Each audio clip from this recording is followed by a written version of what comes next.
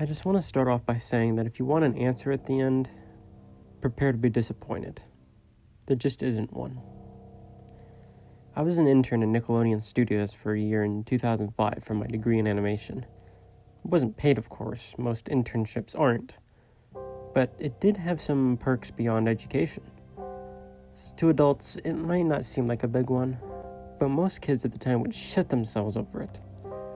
Now, since I worked directly with the editors and the animators, I got to view the new episodes days before they aired. I'll get right to it without giving too many unnecessary details. They had very recently made the SpongeBob movie, and the entire staff was somewhat sapped of creativity, so it took them longer to start up the new season. But the delay lasted longer for more upsetting reasons. There was a problem with the Series 4 premiere that set everyone and everything back for several months. Me and 2 other interns were in the editing room, along with the lead animators and sound editors for the final cut. We received the copy that was supposed to be Fear of a Krabby Patty, and gathered around the screen to watch. Now, given that it isn't final yet, animators often put up a mock title card, sort of an inside joke for us, with phony, oftentimes lewd titles, such as How Sex Doesn't Work, instead of Rockabye Bival, when SpongeBob and Patrick adopt a sea scallop. Nothing particularly funny, but work-related chuckles. So when we saw the title card, Squidward's Suicide, we didn't think it more than a morbid joke. One of the interns did a small throat laugh at it. The happy-go-lucky music plays as normal. The story began with Squidward practicing his clarinet, hitting a few sour notes like normal. We hear SpongeBob laughing outside. Squidward stops, yelling at him to keep it down as he has a concert that night and needs to practice. SpongeBob says okay and goes to see Sandy with Patrick. The bubble splash screen comes up and we see the ending of Squidward's concert. And this is when things began to seem off. While playing, a few frames repeat themselves, but the sound doesn't. At this point, sound is synced up with animation, so yes, that's not common. But when he stops playing, the sound finishes as if the skip never happened.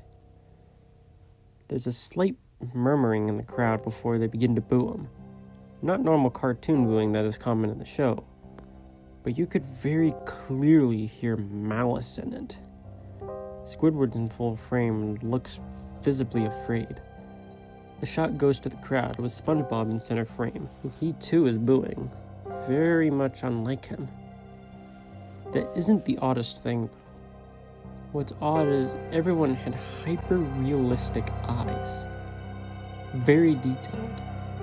Clearly not shots of real people's eyes, but something a bit more real than CGI. Pupils were red. Some of us looked at each other confused, but since we weren't the writers, we didn't question its appeal to children yet. The shot goes to Squidward sitting on the edge of his bed, looking very forlorn.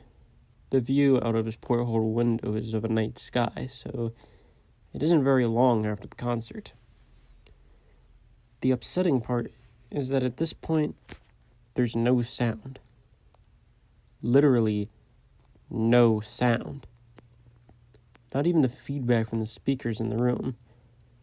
It's as if the speakers were turned off, though their status showed them working perfectly.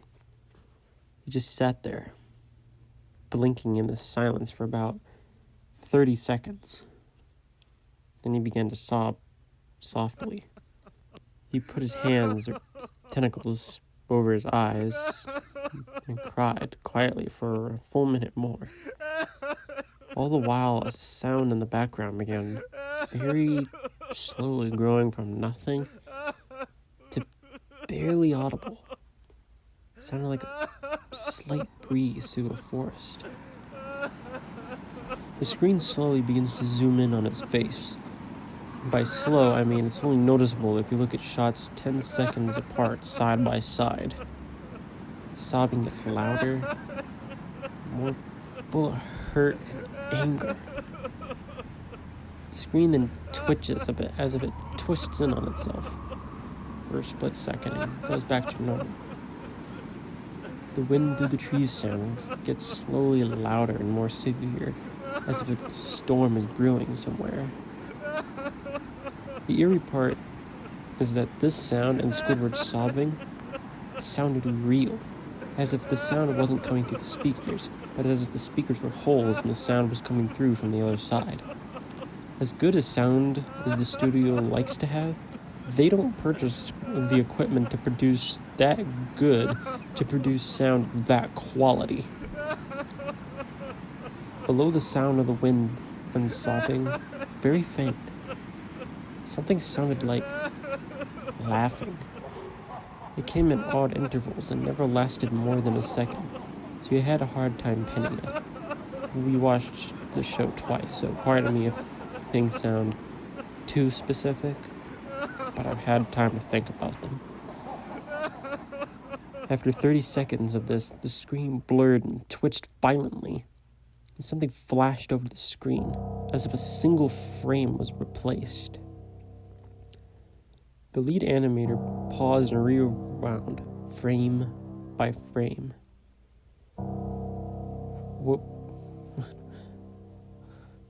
What we saw was horrible. It was a still photo of a dead child. He couldn't have been more than 6. His face was mangled and bloodied. One eye dangling over his upturned face popped.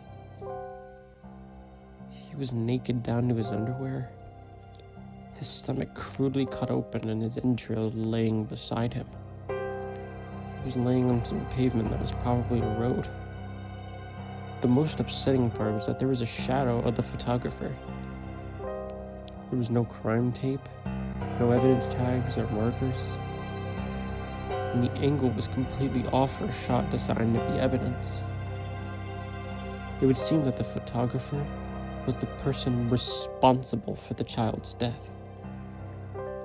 We were, of course, mortified, but pressed on, hoping that this was just a sick joke. The screen flipped back to Squidward, still sobbing, louder than before and half body and frame. There was now what appeared to be blood running down his face from his eyes. The blood was also done in a hyper-realistic style, looking as if you touched it, you'd get blood on your fingers. The wind sounded now as if it were that of a gale blowing through the forest. There were even snapping sounds with branches. The laughing, a deep baritone, lasting at longer intervals and coming more frequently. After about 20 seconds, the screen twisted and showed a single frame photo. The editor was reluctant to go back. We all were, but he knew he had to. This time the photo was that of what appeared to be a little girl, no older than the first child.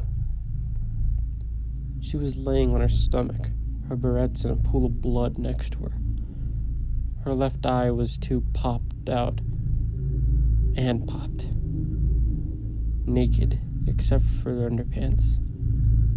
Her entrails were piled on top of her, above another crude cut along her back. Again, the body was on the street, and the photographer's shadow was visible, very similar in size and shape to the first. I had to choke back vomit, and one intern, the only female in the room, ran out. The show resumed. After about 5 seconds after this photo played, Squidward went silent, as did all sound, like it was when the scene started. He put his tentacles down, and his eyes were now done in hyper-realism like the others were in the beginning of the episode. They were bleeding, bloodshot, pulsating. He just stared at the screen as if watching the viewer. After about 10 seconds, he started sobbing, and this time not covering his eyes. The sound was piercing and loud. The most fear-inducing of all was that his sobs was mixed with screams. The tears and blood were dripping down his face at a heavy rate. The wind sound came back, and so did the deep voice laughing, This time the still photo lasted a good 5 frames. The animator was able to stop it on the 4th and backed up. This time the photo was of a boy, about the same age. But this time the scene was different. The entrails were just being pulled out from a stomach wound by a large hand, the right eye popped and dangling, blood trickling down it. The animator proceeded. It was hard to believe, but the next one was different. But we couldn't tell what. He went on to the next thing. He went on to the next. Same thing. He went back to the first and played them quicker. And I lost it. I vomited on the floor. The animating and the sound editors were gasping at the screen. The 5 frames were not as if they were 5 different photos. They were played out as if they were frames from a video. We saw the hand slowly lift out the guts. We saw the kid's eyes focus on it. We even saw 2 frames of the kid beginning to blink. The lead sound editor told us to stop, and he had to call the creator to see this. Mr. Hillenberg arrived within about 15 minutes. He was confused as to why he was called down there, so the editor just continued the episode. Once the few frames were shown, all screaming, all sound again stopped. Squidward was just staring at the viewer, full frame in the face for about 3 seconds. The shot quickly panned out and that deep voice said, "Do it!" We see in Squidward's hand a shotgun. He immediately puts the gun in his mouth and pulls the trigger. Realistic blood and brain matter splatters on the wall behind him, in his bed, as he flies back with the force. The last 5 seconds of the episode showed his body on the bed, on his side, one eye dangling on what was left of his head above the floor, staring blankly at it. Then the episode ends. Mr. Hillenberg is obviously angry at this. He demanded to know what the hell was going on. Most people left the room at this point, so it was just a handful of us to watch it again. Viewing the episode twice only served to imprint the entirety of it in my mind and cause me horrible nightmares. I'm sorry I stayed. The only theory we could think of was that the file was edited by somebody in the chain from the drawing studio to here. The CTO was called in to analyze when it happened. The analysis of the file did show that it was edited over by new material. However, the timestamp was just a mere 24 seconds before we began viewing it. All equipment involved was examined for foreign software and hardware as well as glitches, as if the timestamp may have glitched and showed the wrong time, but everything checked out fine. We don't know what happened, and to this day, nobody does. There was an investigation due to the nature of the photos, but nothing came of it. No child scene was identified, and no clues were gathered from the data involved, or the physical clues in the photos. I never believed in unexplainable phenomena before. But now that I have something happen, I can't prove anything about it beyond anecdotal evidence. I think twice about things.